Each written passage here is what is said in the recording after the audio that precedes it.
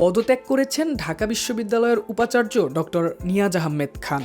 শনিবার ২২ ফেব্রুয়ারি তিনি শিক্ষামন্ত্রী এহসানুল হক মিলনের কাছে আনুষ্ঠানিকভাবে এ পদত্যাগপত্র হস্তান্তর করেন। উপাচার্যের প্রোটোকল অফিসার মোহাম্মদ ফিরোজ বিষয়টি নিশ্চিত করেছেন।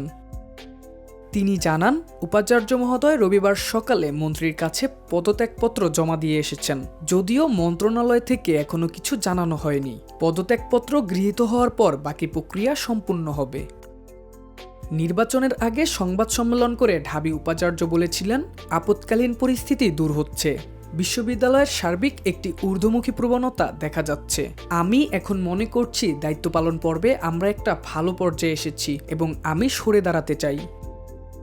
ওই সময় তিনি বলেন, এখন এই মুহূর্তে যেন কোনো শূন্যতা না হয়, ধারাবাহিকতা যেন কোনো অসুবিধায় না পড়ে, বিশ্ববিদ্যালয়ের স্মুথ ট্রানজিশন দরকার। সেজন্য যদি সরকার ও অংশীজনেরা মনে করেন আরও কিছু সময় এই ধারাবাহিকতার প্রশ্নে হঠাৎ শূন্যতা যেন না হয়, সেই প্রশ্নে যদি তারা কিছু সময় নিতে চান, আমি সেটি বিবেচনা করতে রাজি আছি। সংবাদ সম্মেলনে ঢাবি উপাচার্য আরও বলেছিলেন, আমি সরে দাঁড়াতে চাই, যেন রাজনৈতিক সরকার তার মতো করে তার প্রশাসন সাজিয়ে দিতে পারে।